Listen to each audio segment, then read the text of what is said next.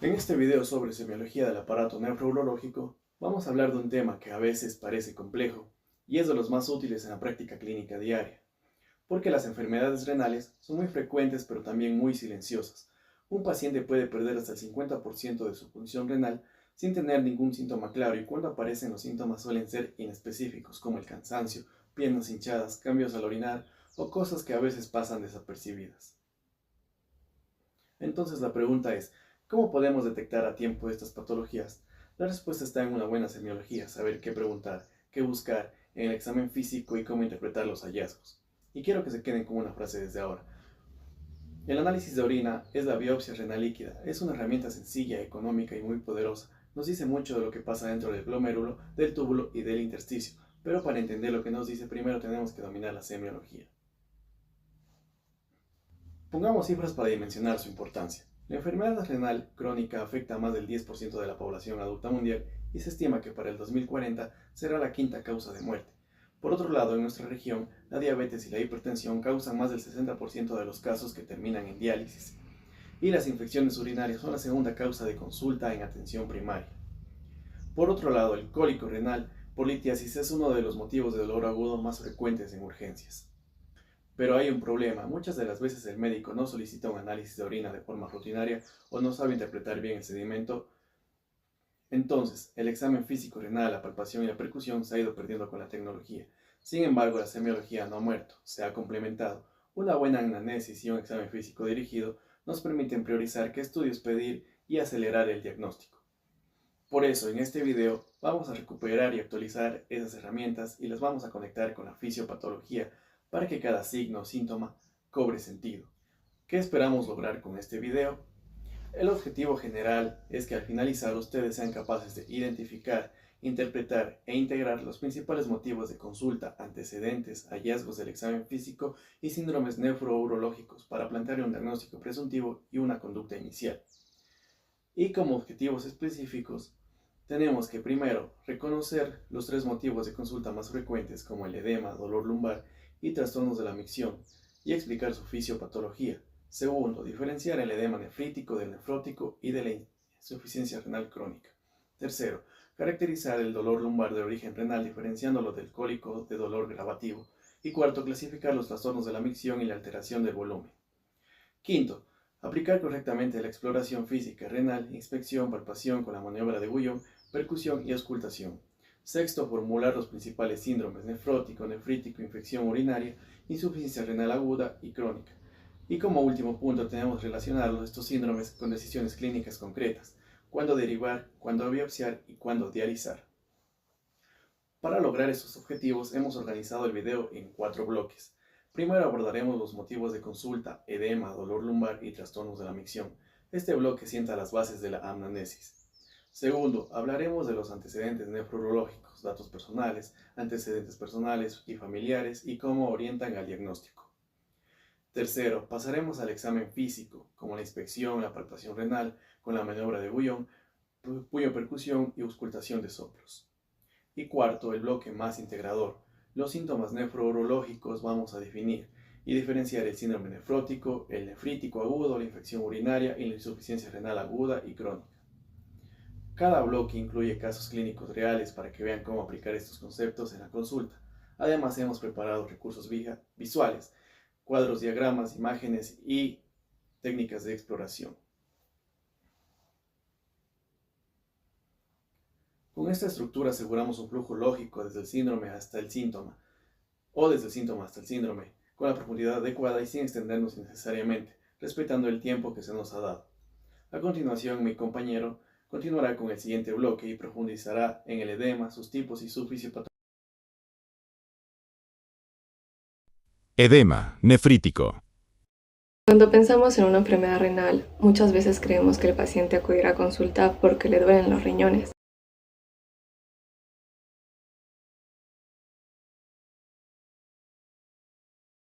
Sin embargo, esto no siempre ocurre así. Uno de los motivos de consulta más frecuentes es el edema, es decir, la hinchazón del cuerpo. Y no todos los edemas son iguales, y justamente sus características nos ayudarán a orientar el diagnóstico. Veamos cómo podemos reconocerlos. Antes de analizar los diferentes tipos, recordemos qué es un edema. Un edema se le define como la acumulación anormal de líquido en el espacio intersticial. Durante el examen físico observamos un aumento del volumen de una región. Imaginemos que en esta área existe edema.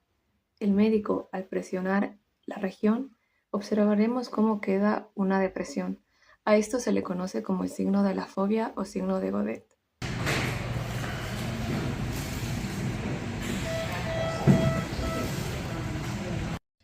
Además tiene una localización preferente en la región periorbitaria, es decir, alrededor de los ojos, ya que en esta zona el tejido celular subcutáneo es más laxo y permite una mayor acumulación de líquido.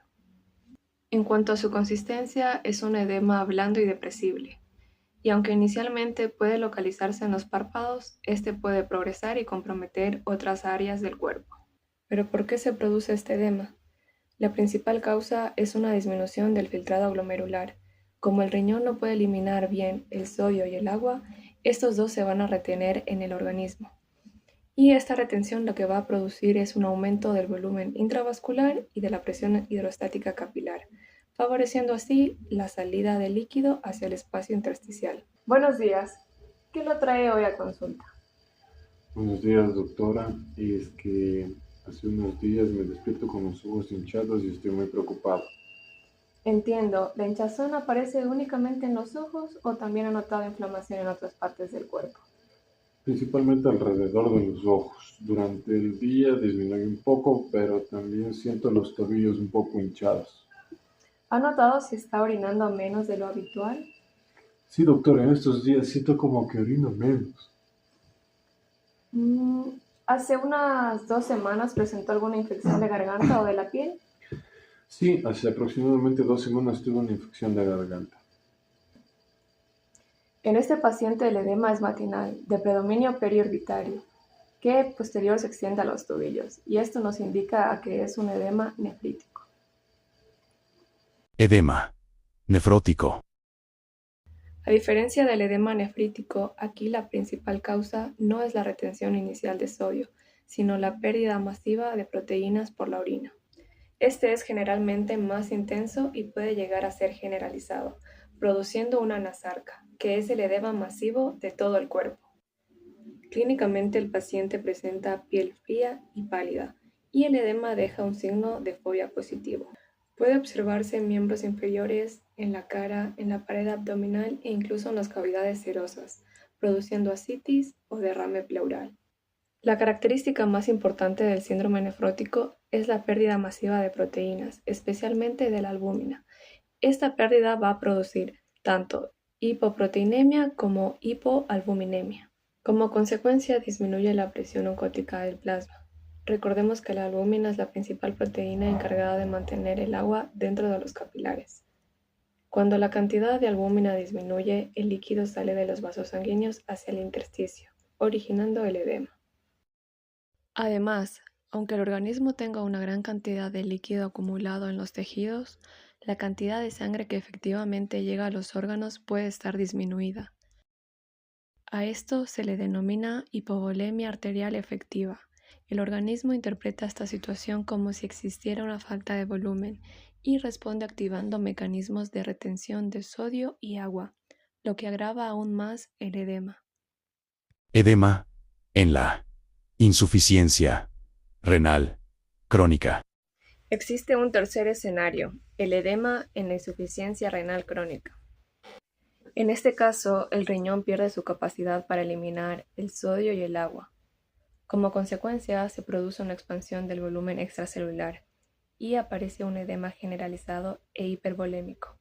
Este tipo de edema suele acompañarse de otros hallazgos clínicos importantes, como la hipertensión arterial, la sobrecarga de volumen y manifestaciones cutáneas propias de la uremia.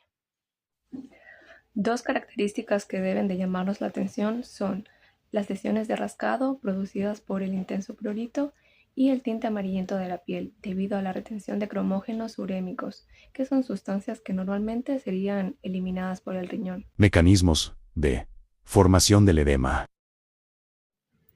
Aunque el resultado final es el mismo, es decir, la formación de edema, El mecanismo fisiopatológico es diferente en cada enfermedad. En el síndrome nefrítico, el mecanismo inicia con una disminución del filtrado glomerular. Al filtrarse menos sangre, el riñón retiene sodio y agua. Esta retención aumenta el volumen de líquido dentro de los vasos sanguíneos, incrementando la presión hidrostática capilar, una de las fuerzas de Starling. Como consecuencia, el líquido es empujado desde el interior del capilar hacia el espacio intersticial, originando el edema. En el síndrome nefrótico, el problema comienza con una lesión de la barrera de filtración glomerular, que permite la pérdida masiva de albúmina por la orina. Al disminuir la albúmina en la sangre, disminuye también la presión oncótica plasmática, otra de las fuerzas de Starling, encargada de mantener el líquido dentro de los vasos. Al perder esa fuerza de atracción, el líquido sale hacia el intersticio y aparece el edema.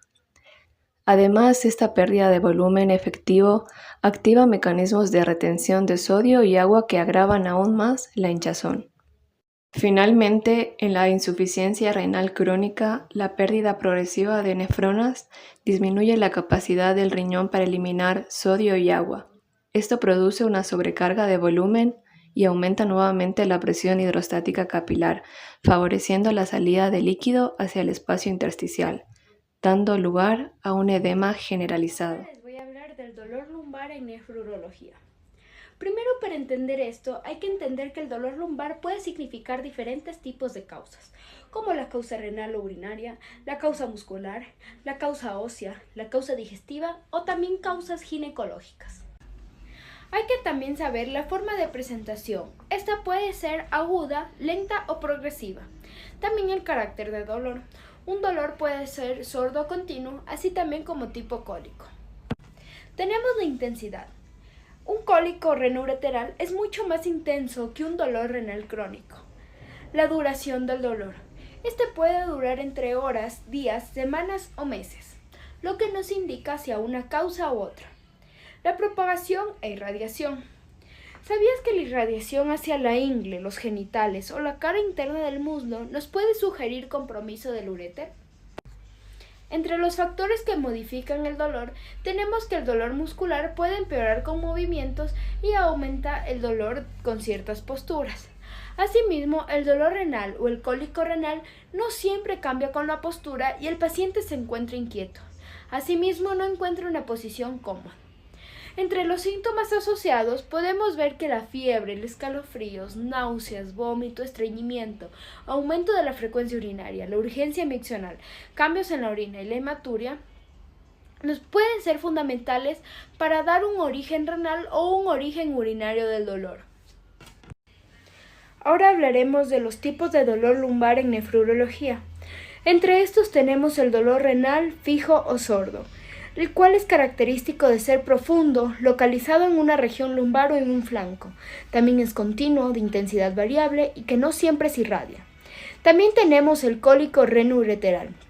Este es de inicio agudo, tiene un dolor intenso fluctuante en crisis, localizado en la región lumbar o en flanco, y este se puede irradiar a la ingle o a los genitales. El dolor lumbar de instalación lenta y progresiva. Este es menos explosivo que el cólico, es más gravativo profundo y puede durar semanas o meses. Una causa de este es el aumento progresivo del tamaño renal o lesiones ocupantes de espacio. También tenemos el dolor relacionado con alteraciones posturales o con una masa renal.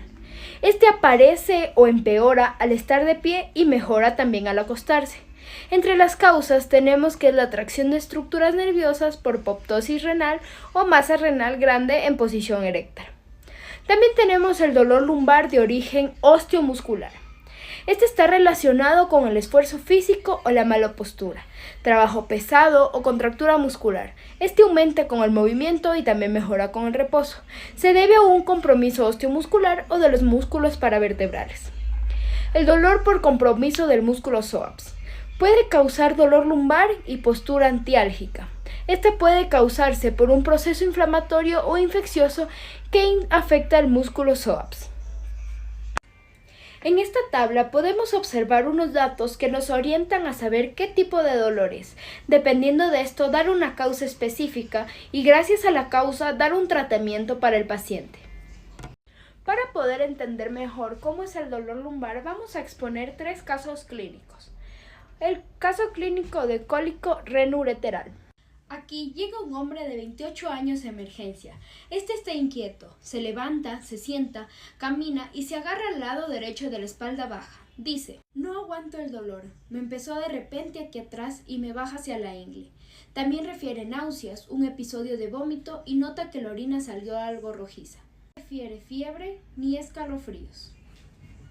Desde el punto de vista semiológico, este cuadro orienta hacia un cólico renureteral derecho, probablemente secundario a litiasis urinaria, la cual es la causa más probable de un cálculo que obstruye el uréter, produciendo distensión de la vía urinaria, dolor intenso tipo cólico. En la clave de este caso son el dolor lumbar de inicio brusco, intensidad alta, irradiación hacia la ingle, náuseas, vómitos, hematuria y ausencia de fiebre. Además, el paciente está inquieto y no encuentra una posición que alivie el dolor, lo cual es típico de un cólico renal. Ahora voy a realizar la puñopercusión lumbar o el signo de Giordano, la cual sirve para valorar dolor en la zona renal. Ahora al paciente le voy a dar unos golpes suaves en la parte baja de la espalda. En el caso, a mi paciente sí le dolió. Entonces, se evalúa primero el lado derecho, el cual el paciente dice que le duele, y luego el lado izquierdo. En este caso, a mi paciente le dio positivo en el lado derecho, lo que orienta a un compromiso renal o de la vía urinaria, como litiasis, pielonefritis u obstrucción. Aquí se diferencia del dolor muscular porque el dolor muscular suele aumentar con movimientos o posturas, mejora con reposo y no se acompaña de hematuria ni de irradiación típica hacia la ingle. En conclusión, podemos decir que en este caso es un cólico renureteral por litiasis. Caso número 2. Llega una mujer de 35 años al área de emergencia. Se encuentra decaída con malestar general y escalofríos. Nos refiere el dolor lumbar izquierdo desde el día anterior, acompañado de fiebre, ardor al orinar y aumento de la frecuencia urinaria. Nos dice: doctor, me duele la espalda del lado izquierdo, me arde al orinar y he tenido fiebre desde anoche. En este caso, nos orienta semiológicamente hacia una pielonefritis aguda, es decir, una infección urinaria alta que nos compromete el riñón. Las claves para esto son el dolor lumbar, la fiebre, los escalofríos, la disuria, la poliquiuria y el compromiso del estado general de la paciente. A diferencia del cólico renal, el dolor suele ser más continuo y el paciente se ve febril, decaído y enfermo, y no necesariamente inquieto buscando una posición de alivio. Asimismo, en el examen físico se pudo encontrar puñopercusión lumbar positiva en el lado afectado. Los exámenes complementarios iniciales serían examen general de orina, sedimento urinario y urocultivo. En el sedimento se podrán encontrar leucocitosis, piocitosis, bacterias o hematías. Aquí se diferencia de un cólico renureteral porque aquí predomina la fiebre, los escalofríos y los síntomas urinarios infecciosos. En el cólico renal, en cambio, predomina el dolor brusco, tipo cólico, irradiado hacia la ingle, con hematuria y sin fiebre, dándonos conclusión que en este caso sería que la paciente tiene una pielonefritis aguda. En el caso número 3 tenemos un dolor lumbar crónico con hematuria. Paciente masculino de 60 años, taxista, acude a consulta por presentar dolor lumbar derecho desde hace 2 meses. Al inicio pensaba que era una lumbalgia por pasar muchas horas sentado manejando. Sin embargo, refiere que hace poco presentó un episodio de sangre visible en la orina, que luego se dio, y nos dijo: doctor, pensé que era por el trabajo, pero me preocupé porque vi la orina roja. En el examen físico se encuentra en un buen estado general, con leve dolor en la fosa lumbar derecha y puñopercusión dolorosa. Tampoco se palpan masas renales. En este caso es importante porque el dolor lumbar cambia de significado cuando se asocia a una hematuria macroscópica. No siempre se debe identificar ni interpretarse simplemente como un dolor muscular. En este caso se debe sospechar de una patología urinaria y considerar diagnósticos como una litiasis urinaria, una lesión renal, una lesión vesical o un tumor del aparato urinario. La causa no se puede confirmar solo con semiología, pero la asociación del dolor lumbar crónico y hematuria obliga a descartar una lesión ocupante de espacio como un tumor renal o una lesión de la vía urinaria. Los exámenes complementarios iniciales serían los exámenes de orina con sedimento para confirmar la hematuria, ecografía renal bilateral y vesicoprostática. Si persiste la sospecha o se encuentra alguna alteración, se puede complementar con tomografía o resonancia y derivar a urología. Aquí en este caso se diferencia de una lumbalgia simple porque el dolor muscular se relaciona con postura, esfuerzo o contractura y no produce sangre en la orina. La hematuria es el dato que alarma y que obliga a estudiar el aparato urinario, asimismo como el dolor que ha sido de varios días de evolución. Motivos de consulta. Trastornos de la micción. La micción es el proceso fisiológico mediante el cual la vejiga elimina la orina al exterior. Cuando existe alguna alteración en este proceso, ya sea en la frecuencia, el volumen, el ritmo o el control voluminario de la micción, hablamos de trastornos miccionales, ya que estos nos constituyen uno de los principales motivos de consulta en pacientes con enfermedades nefrológicas y urológicas. Como definiciones, en primer lugar encontramos lo que es la disuria. La disuria es el dolor, ardor o molestia que aparece durante la micción. Generalmente se produce por una inflamación o infección de las vías urinarias bajas, especialmente en la uretra o lo que es la vejiga. Es uno de los síntomas más frecuentes en estos pacientes que presentan cistitis y de la uretritis.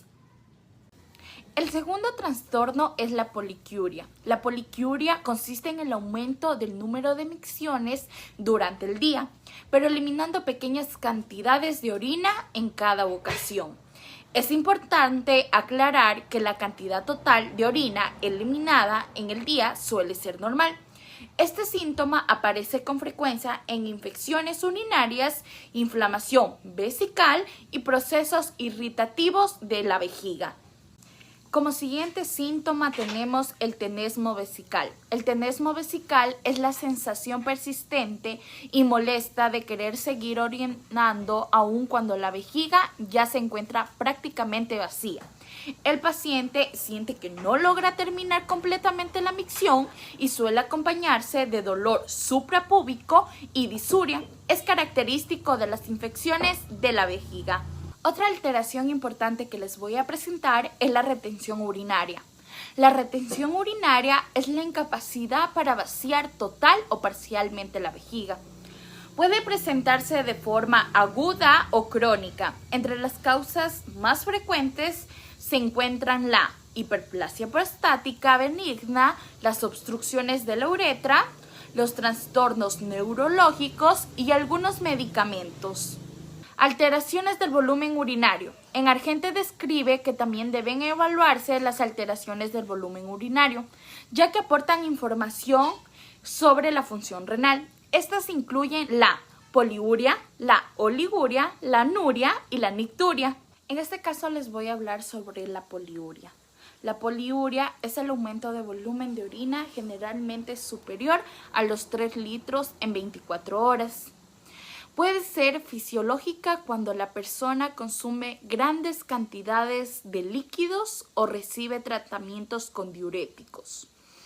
También puede ser patológica y presentarse en enfermedades como la diabetes mellitus, la diabetes insípida o durante la fase de recuperación de una lesión renal aguda, conocida como fase poliúrica.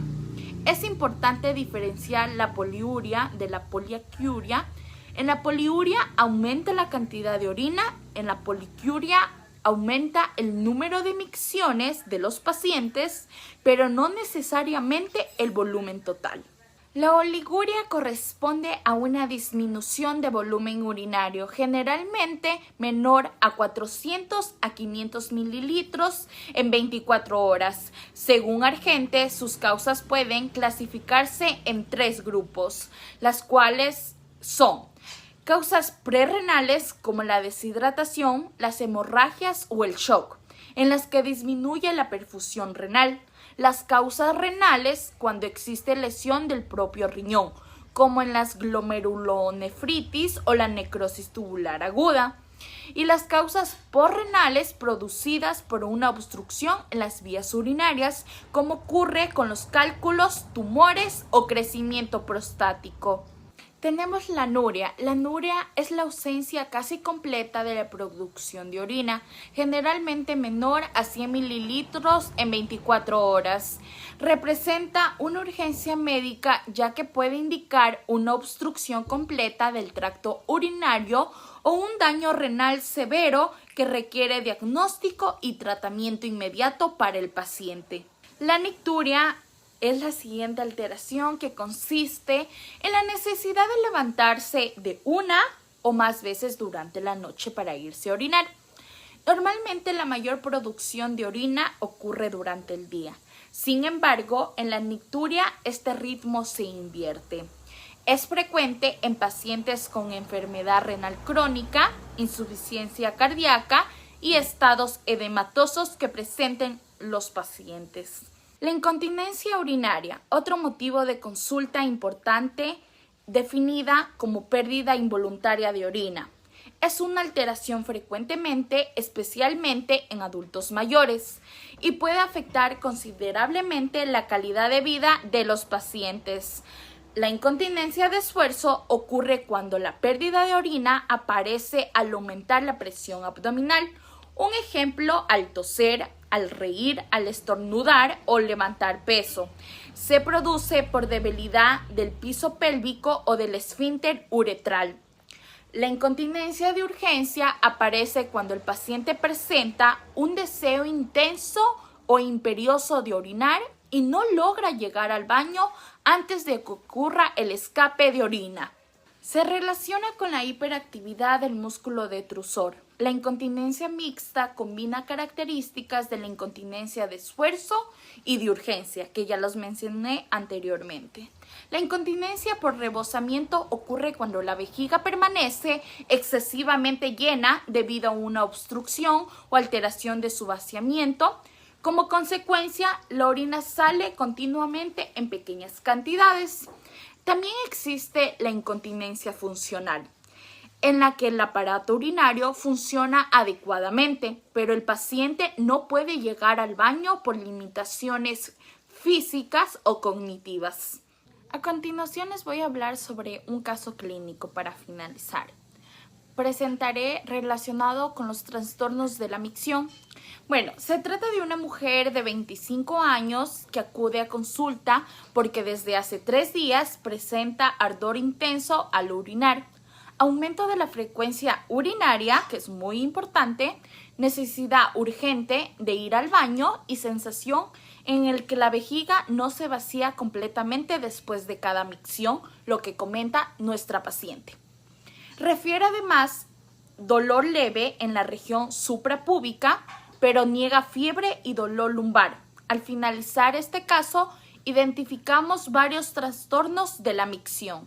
La paciente presenta disuria porque refiere ardor durante la micción, polaquiuria ya que orina muchas veces en pequeñas cantidades y tenesmo vesical porque mantiene la sensación de querer seguir orinando aún después de vaciar la vejiga. Estos síntomas nos orientan principalmente hacia una infección urinaria, baja o cistitis. Una de las causas más frecuentes de trastornos miccionales en mujeres jóvenes. En este caso, el médico solicitará un examen general de orina y, si fuera necesario, un urocultivo para confirmar el diagnóstico e iniciar el tratamiento antibiótico correspondiente para nuestro paciente. Con este caso clínico podemos observar cómo una adecuada anamnesis y la identificación de los trastornos de la micción nos permiten orientar rápidamente en el diagnóstico y establecer un tratamiento oportuno y adecuado. Ahora bien, vamos a hablar sobre los antecedentes nefrourológicos. Antes de explorar a nuestro paciente es importante obtener una historia clínica detallada. Empezando por los datos personales, la edad y el sexo, van a orientar hacia determinadas enfermedades. Por ejemplo, en las mujeres jóvenes son más frecuentes las infecciones urinarias, En hombres adultos es más frecuente una enfermedad obstructiva como lo que es una hiperplasia prostática. Además, debemos preguntar sobre la ocupación de nuestro paciente, ya que esto nos va a inducir también a que algunas personas están expuestas a ciertas sustancias nefrotóxicas como son plomo, mercurio, arsénico, fósforo o tetracloruro de carbono. Estas sustancias pueden ocasionar lo que es una lesión renal. Ahora bien, hablemos sobre los antecedentes personales que debemos preguntar por enfermedades previas como cuáles. Según la literatura emergente nos menciona algunas importantes como infecciones estreptocócicas como escarlatina o faringitis que pueden preceder a una glomerulonefritis aguda. Antecedentes de litiasis renal, episodios previos de lo que es insuficiencia renal. Tenemos enfermedades que producen hipercalcemia como es sarcoidosis, metástasis óseas o linfomas. También es indispensable preguntar por enfermedades sistémicas como es hipertensión arterial y diabetes mellitus tipo 1 o tipo 2, ya que estos constituyen las principales causas de enfermedad renal crónica. Igualmente debemos investigar enfermedades como endocarditis, infecciosa, vasculitis, lupus u otras enfermedades del colágeno, también mieloma múltiple, amiloidosis, cirrosis. Para conocer si el paciente ha recibido, también es importante conocer si ha recibido lo que es medios de contrastes iodados, antibióticos u otros medicamentos potencialmente nefrotóxicos, ya que pueden desencadenar una lesión renal aguda. Ahora bien, pasamos a lo que es antecedentes familiares. Preguntaremos por enfermedades renales hereditarias. Entre ellas destacan la enfermedad renal poliquística. Esto es un trastorno genético caracterizado por la formación progresiva de lo que son múltiples quistes renales, que van a ocasionar aumento del tamaño renal y deterioro de lo que es la función renal. También tenemos riñón en herradura, que es una malformación congénica en que ambos riñones se encuentran fusionados, generalmente en lo que es su polo inferior. Tenemos al síndrome de Alport, es una nefropatía hereditaria causada por alteraciones de colágeno tipo 4 que va a producir una hematuria progresiva, insuficiencia renal y puede asociarse con hipoacusia o alteraciones oculares. Otra enfermedad, la acidosis tubular renal, alteración en los túbulos renales que va a impedir el equilibrio ácido-base, provocando lo que es una acidosis metabólica. Por último tenemos síndrome de Fanconi, esta es una disfunción en cambio del túbulo proximal renal caracterizado por pérdida de orina excesiva de glucosa, aminoácidos, fosfato y bicarbonato. Estos antecedentes van a orientar al diagnóstico porque van a permitir identificar enfermedades renales hereditarias o malformaciones congénicas que van a predisponer al daño renal, facilitando así la sospecha clínica o para que elijamos correctamente las pruebas diagnósticas específicas. Ahora bien, empezamos con el examen físico general. Después de la anamnesis realizada, iniciamos con el examen físico. Primero, lo que vamos a realizar es una evaluación general del paciente, ¿ok? La inspección, que vamos a permitir ahí identificar edema, especialmente edema puede ser facial, palpebral o edema de miembros inferiores. Estos hallazgos nos van a sugerir, puede ser un síndrome nefrótico, nefrítico o insuficiencia renal. También hay que observar lo que es la coloración de la piel del paciente. Podemos observar palidez por anemia secundaria a enfermedad renal crónica, pigmentación amarillenta por acumulación de lo que son cromógenos, o podemos observar lo que es equimosis o alteraciones hemorrágicas, relacionadas con lo que son trastornos de la coagulación. También es importante el estado nutricional porque en una enfermedad renal avanzada puede encontrarse lo que es pérdida de peso, desnutrición, deterioro del estado general. Ok, ahora seguimos con un examen de la región renal que consta de inspección, palpación, puño percusión y auscultación.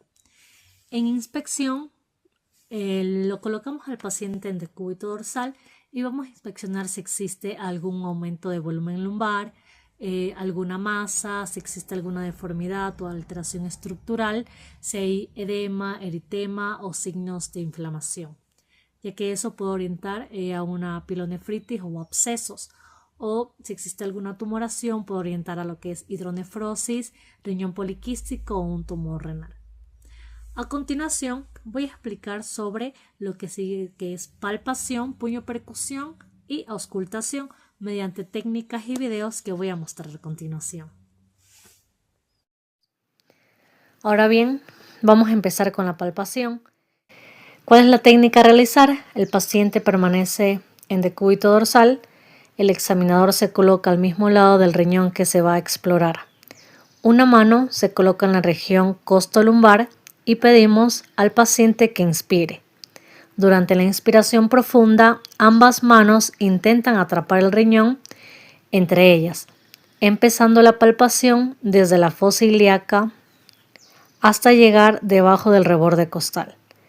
Con la mano recta vamos palpando y haciendo pequeños movimientos circulares y una pequeña depresión para intentar palpar al riñón. Esta maniobra recibe el nombre de peloteo renal. ¿Qué es lo que buscamos valorar? Es su tamaño, movilidad, sensibilidad y consistencia. Un riñón palpable puede indicar hidronefrosis, tumor renal, poliquistosis, tosis renal o un aumento importante del tamaño renal. Ahora bien, pasamos a realizar lo que es puño-percusión lumbar.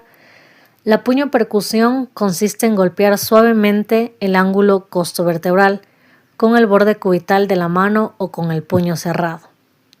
Aquí el paciente está sentado para poderle realizar la maniobra. Si la maniobra le produce dolor, estamos hablando de un signo de Giordano positivo. Este hallazgo orienta principalmente hacia una pielonefritis aguda, litiasis renal, absceso renal o una inflamación perirrenal. Finalmente, acabamos con auscultación. Se coloca el estetoscopio sobre el abdomen, auscultando desde el epigastrio en el punto aórtico. Luego, debajo del reborde costal, auscultamos el punto renal de cada lado. Luego los puntos ilíacos aproximadamente de 2 a 3 centímetros medial y superior a cada espina ilíaca anterosuperior. Y finalmente los puntos femorales justo por debajo del ligamento inguinal en el punto medio entre la espina ilíaca anterosuperior y la sínfisis del pubis. El objetivo es identificar soplos. La presencia de un soplo abdominal puede sugerir estenosis de la arteria renal, una causa importante de hipertensión. Ahora les voy a hablar sobre los síndromes nefrológicos, específicamente el síndrome nefrótico y el síndrome nefrítico. El síndrome nefrótico es un conjunto de manifestaciones clínicas producidas por el daño de la barrera de filtración glomerular. Esta barrera normalmente evita que las proteínas como la albumina pasen a la orina. Cuando se daña, esta pierde las proteínas y aparece la hipoalbuminemia, edema, dislipidemia y lipiduria. Los criterios principales son proteinuria mayor a 3.5 gramos en 24 horas, hipoalbuminemia menor a 3 gramos por decilitro, edema, hiperlipidemia y lipiduria, que lo nombramos anteriormente. El síndrome nefrótico puede ser primario o secundario. Las causas primarias son enfermedades propias del glomérulo como glomerulopatías membranosas, enfermedad de cambios mínimos o glomeruloesclerosis focal y segmentaria. Las causas secundarias incluyen diabetes, mellitus, lupus, infecciones crónicas, fármacos, neoplasias y aminoidosis. En la fisiopatología inicial, el daño de la barrera glomerular, esto permite la pérdida de proteínas por la orina, especialmente la albumina. Al bajar la albumina de la sangre se disminuye la presión oncónica, por lo cual el líquido sale de los vasos hacia el tejido y produce lo que es el edema. Además, activa el sistema de regina, angiotensina, aldosterona, causando la retención de sodio, agua, lo cual aumenta más el edema. En el sedimento urinario, en el síndrome nefrótico, se predominan los lípidos. Se pueden encontrar cilindros grasos, cuerpos ovales grasos, gotas de grasa. También hay proteinuria abundante, porque generalmente hay pocos hematíes y ausencia de cilindros hemáticos. Las complicaciones son infecciones, tromboembolismos, insuficiencia renal aguda, El diagnóstico se realiza con examen general de orina, proteinuria de 24 horas, albúmina sérica, perfil lipídico, creatinina, urea. También se puede pedir estudios como anti-DNA, complemento y serologías de hepatitis B, hepatitis C y VIH. En adultos con causas no claras se recomienda lo que es una biopsia renal. Bueno, ahora tenemos un caso clínico sobre el síndrome nefrótico. En este caso se presenta lo que es un paciente masculino de 24 años con aumento progresivo del volumen corporal, edema en párpados, hinchazón en piernas, aumento de peso y orina espumosa. Bueno, estos datos nos orientan a lo que es una pérdida importante de proteínas por la orina. En lo que es los exámenes presenta pues una proteinuria de 17 gramos en 24 horas, albúmina de 1.8 gramos por decilitro, colesterol, triglicéridos elevados. También en el examen de orina hay proteinuria mayor a 4, cuerpos ovales grasos, cilindros grasos y gotas de grasa libre. Estos hallazgos pueden también confirmar lo que es el síndrome nefrótico. Ahora vamos a hablar sobre el síndrome nefrítico. El síndrome nefrítico agudo es causado por la inflamación al glomérulo. A diferencia del síndrome nefrótico, aquí predomina lo que es la hematuria del origen glomerular. También puede haber disminuido lo que es el filtrado renal, la retención de sodio y de agua, hipertensión arterial y edema. La tríada clásica del síndrome nefrítico es hematuria glomerular, hipertensión arterial y edema. También se puede presentar lo que es la oliguria, aumento de azotemia, proteinuria, una orina color café o color marrón o Coca-Cola. Las principales causas son glomerulonefritis post-streptocóquica, nefropatías por inmunoglobulinas A, lupus eritematoso sistémico, vasculitis y glomerulonefritis. Esta es la última, va a ser rápidamente progresiva. También la nefropatía por inmunoglobulinas A suele aparecer durante o poco después de una infección de las vías respiratorias altas. La fisiopatología inicial con depósito de inmunocomplejos o activación inmunitaria, esto activa el complemento y produce la inflamación glomerular. La inflamación daña los capilares del glomérulo, permitiendo el paso de eritrocitos a la orina. Por eso aparece una hematuria y cilindros hemáticos. También, además, disminuye lo que es el filtrado renal, se retiene el sodio, se retiene agua, se produce edema y también lo que es la hipertensión arterial. Aquí también en el sedimento urinario es activo porque hay inflamación glomerular. Los hallazgos principales son hematíes dismórficos, acantocitos, cilindros hemáticos, leucocitos en algunos casos, y también el dato más importante son que los cilindros hemáticos, porque estos también indican que la sangre viene del glomérulo. Ahora tenemos un caso clínico sobre el síndrome nefrítico. En este caso, pues se presenta lo que es un paciente masculino de 19 años con orina color marrón desde hace 2 días. Además, 3 días antes tuvo un dolor de garganta, rinorrea y malestar general. Ese antecedente respiratorio es importante porque esto nos puede orientar hacia alguna causa glomerular, específicamente una nefropatía por inmunoglobulinas A. Aquí el paciente presenta edema leve en párpados y tobillos, presión arterial de 150/95, disminución del volumen urinario. En los exámenes tiene creatinina elevada, proteinuria de 1.2 gramos en 24 horas, complemento C3, C4, bueno, estaban normales. En la orina presenta lo que es hematuria abundante, hematíes dismórficos, acantocitos y cilindros hemáticos. Bueno, y en el análisis del caso, este paciente cumple con lo que son criterios del síndrome nefrítico. Algunos porque presentan hematuria glomerular, cilindros hemáticos, hipertensión, edema, oliguria. También tenía lo que es el aumento de la creatinina. El dato clave aquí es que la hematuria aparece casi al mismo tiempo que la infección respiratoria. Por eso se podría sospechar sobre una nefropatía por inmunoglobulinas A. Continuando con las patologías del sistema nefrológico, vamos a ver una de las patologías más comunes en la práctica médica, la infección de vías urinarias. Esto se va a dar cuando hay entrada y multiplicación de microorganismos en cualquier parte de la vía urinaria, la cual va a provocar una respuesta inflamatoria del organismo, la cual va a provocar los signos y síntomas clínicos. Esta se va a dar cuando hay un desequilibrio entre las defensas del huésped y la virulencia de la bacteria, principalmente. Cuando la virulencia de la bacteria es más fuerte que las defensas del huésped, como cuando hay defensas bajas, entonces se va a dar la infección. Los microorganismos pueden provenir de medios exógenos o endógenos.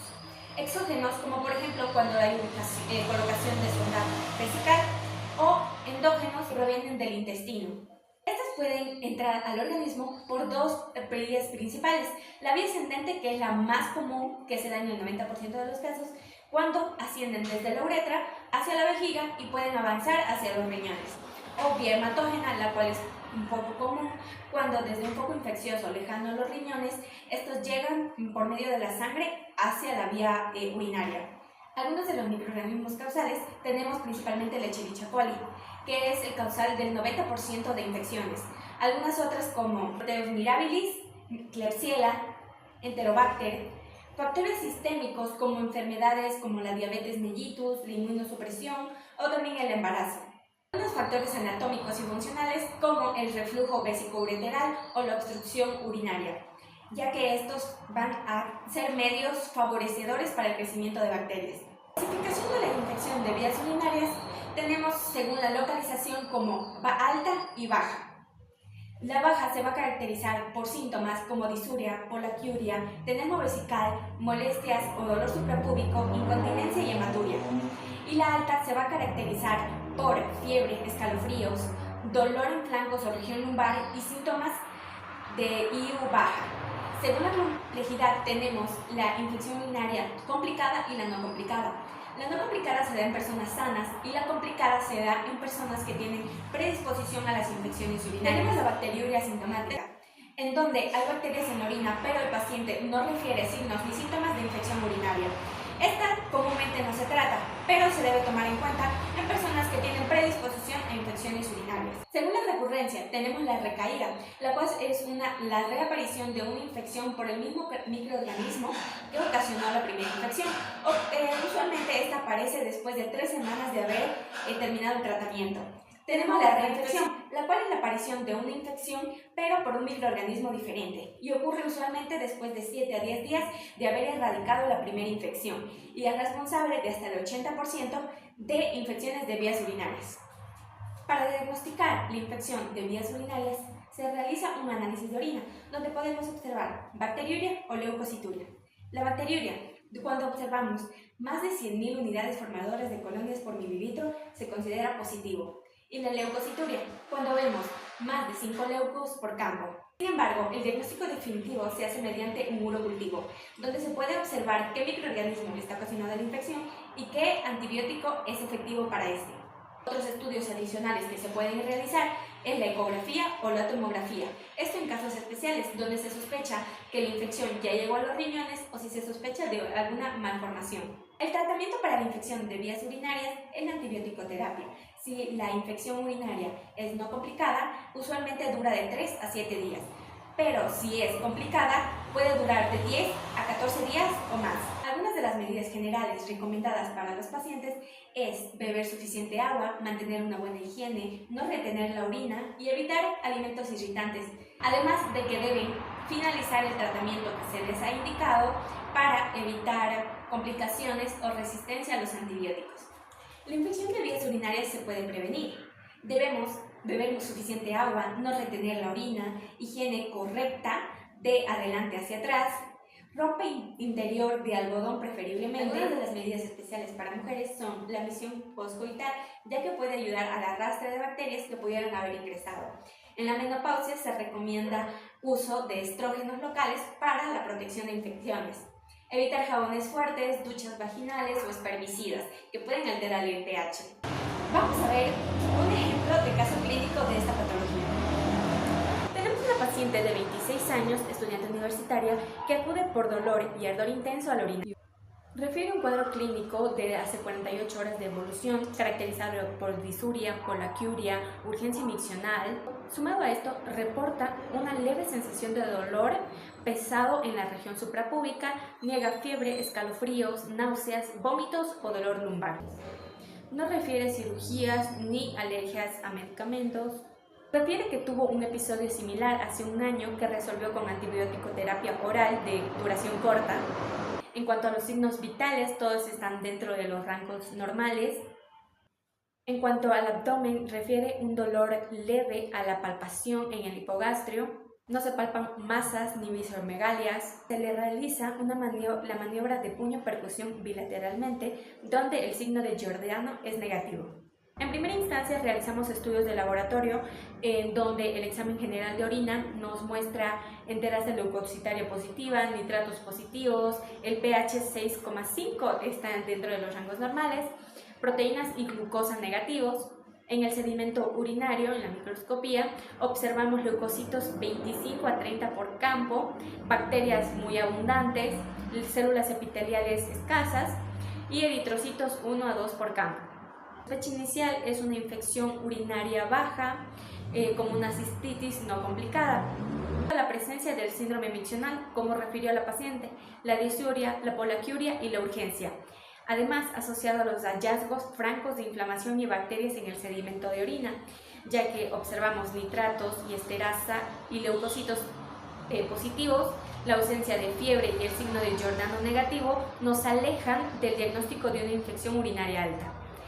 El tratamiento para esta paciente va a ser antibióticos de primera línea para el tracto urinario bajo, como fosfomicina trometamol, 3 gramos en dosis única, o nitrofurantoína, 100 miligramos cada 12 horas por 5 días. Se le va a recomendar igualmente la hidratación abundante, analgésicos urinarios si el ardor es intolerable y evitar retener la orina. Los resultados del urocultivo a las 72 horas fueron positivos a Escherichia coli, la cual es sensible a los fármacos administrados. En cuanto a la evolución, la paciente refiere remisión de los síntomas a las 48 horas de haber iniciado el tratamiento. Si el tratamiento fue de fosfomicina, la infección urinaria baja se resolverá. Si fue el tratamiento con nitrofurantoína, debe terminar los días de tratamiento aunque se sienta mejor. Además de que debe seguir las medidas generales como higiene, beber agua y evitar alimentos irritantes o contener la orina. De insuficiencia renal, que es la incapacidad de los riñones para filtrar adecuadamente la sangre y eliminar los productos de desecho, el exceso de agua y las sustancias tóxicas del organismo. Cuando los riñones dejan de funcionar correctamente, estas sustancias se acumulan en la sangre, alterando el equilibrio de líquidos, electrolitos y el pH del cuerpo. Existen 2 tipos principales, la insuficiencia renal aguda y la insuficiencia renal crónica. Antes de entender estas 2 patologías, vamos a ver un poco de las funciones normales de los riñones, que son filtrar aproximadamente 180 litros de sangre al día, eliminar sustancias tóxicas mediante la orina, regular el agua corporal, mantener el equilibrio de sodio, potasio, calcio y otros electrolitos, controlar la presión arterial mediante el sistema renina-angiotensina, producen eritropoyetina que estimula la formación de glóbulos rojos y activan la vitamina D para mantener la salud ósea. La insuficiencia renal aguda, o también llamada lesión renal aguda, es una disminución rápida de la función de los riñones que ocurre en horas o días. Esta disminución provoca que el organismo no pueda eliminar correctamente los desechos ni mantener el equilibrio de líquidos y electrolitos. Aquí lo importante es saber que si se identifica rápido y se trata, generalmente es reversible. La causa de insuficiencia renal aguda puede ser prerrenal, cuando el problema no está en el riñón, sino en que no llega suficiente sangre para ser filtrada, por ejemplo en la deshidratación, en shocks, en insuficiencia cardíaca, quemaduras o sepsis. Se puede solucionar administrando líquidos intravenosos, controlando la hemorragia, tratar la infección, mejorar la presión arterial o corregir la insuficiencia cardíaca. Puede tener causas renales o intrínsecas, cuando el daño ocurre directamente en el riñón. Por ejemplo, en necrosis tubular aguda, glomerulonefritis, nefritis intersticial, medicamentos nefrotóxicos, contraste radiológico, enfermedades autoinmunes. Se puede solucionar suspendiendo el medicamento que produce el daño, tratando la infección, administrar inmunosupresores cuando la causa es autoinmune, mantener una adecuada hidratación y en casos graves se puede requerir diálisis temporal. Y por último, tenemos las causas postrenales, cuando el riñón produce orina normalmente, pero existe una obstrucción que impide la salida. Por ejemplo, cuando hay cálculos renales, hiperplasia prostática, tumores, coágulos o estenosis urinaria. Se puede solucionar colocando una zona urinaria, retirar el cálculo, cirugía si existe un tumor y desobstruir las vías urinarias.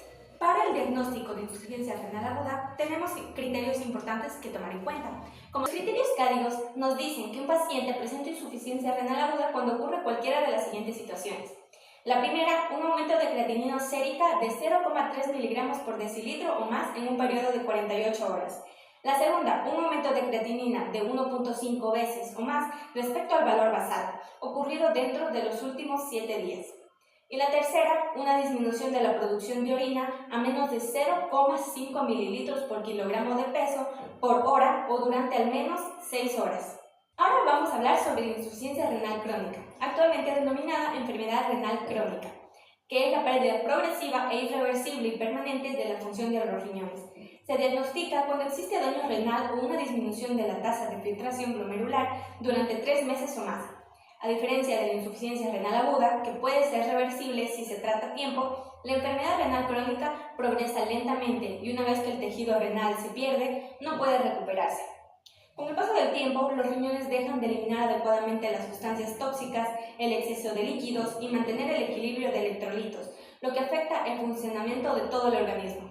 Las principales causas de la enfermedad renal crónica pueden ser la diabetes mellitus, que es la causa más frecuente en el mundo, ya que el exceso de glucosa daña los pequeños vasos sanguíneos del riñón y los glomérulos. La hipertensión arterial. La presión elevada va a lesionar progresivamente los vasos renales y disminuye la capacidad de filtración. La glomerulonefritis, que produce inflamación del glomérulo y disminuye progresivamente su función. La enfermedad renal poliquística es una enfermedad hereditaria caracterizada por múltiples quistes que reemplazan el tejido renal. Y la obstrucción urinaria prolongada, como la hiperplasia prostática, cálculos o tumor. Vamos a hablar sobre la fisiopatología. ¿Cómo ocurre la enfermedad? Todo comienza con una lesión progresiva de las nefronas, que son unidades funcionales del riñón. Cuando alguna de las nefronas se destruyen, las que permanecen sanas trabajan más para compensar la pérdida. Este proceso se llama hiperfiltración compensatoria. Aunque inicialmente ayuda a mantener la función renal, con el tiempo este esfuerzo excesivo también termina dañando las nefronas restantes. A medida que se disminuye el número de nefronas funcionales, va a ocasionar disminución de tasa de filtración glomerular. Se va a acumular urea, creatinina, se retienen líquidos, se acumula el potasio, se desarrolla acidosis metabólica, disminuye la producción de eritropoyetina causando anemia y disminuye la activación de vitamina D, produciendo alteraciones óseas y aumentando la presión arterial. Finalmente, cuando el daño renal es muy avanzado, el paciente necesita de diálisis o trasplante renal. Además, tenemos criterios cádidos, que se basan principalmente en la tasa de filtración glomerular, que indican qué tan bien funcionan los riñones. Tenemos 5 estadios. El estadio grado 1, donde la tasa de filtración glomerular es mayor o igual a 90, que nos indica una función normal con daño renal. El estadio G5, donde la tasa de filtración glomerular es menor a 15, que nos indica una insuficiencia renal terminal. En conclusión, las enfermedades del sistema nefrológico constituyen un grupo de patologías que pueden afectar significativamente la salud y calidad de vida de las personas. Muchas de ellas, como las infecciones urinarias, los cálculos renales, la insuficiencia renal aguda o crónica, pueden evolucionar de forma silenciosa o manifestarse con síntomas que, si no se reconocen a tiempo, pueden ocasionar complicaciones graves e incluso irreversibles. Por ello, la semiología desempeña un papel fundamental en la práctica clínica. Una anamnesis completa que explore síntomas como dolor lumbar, disuria, hematuria, cambios en el volumen de la orina, edema, fiebre o alteraciones en la micción, permiten orientar el diagnóstico desde el primer contacto con el paciente. Del mismo modo, un examen físico cuidadoso que incluya valoración del estado de hidratación, la presión arterial, la presencia de edema y la palpación o percusión de la región renal aportan información clave para identificar la enfermedad y su gravedad. La integración de una adecuada anamnesis, un examen físico sistemático y los estudios complementarios permiten establecer un diagnóstico oportuno, iniciar el tratamiento adecuado y prevenir la progresión de la enfermedad, disminuyendo el riesgo de complicaciones como la enfermedad renal crónica, la necesidad de diálisis o incluso la muerte. Como futuros profesionales de la salud, debemos recordar que una buena historia clínica y una exploración física bien realizada continúan siendo las herramientas más valiosas para brindar una atención integral, segura y de calidad a nuestros pacientes.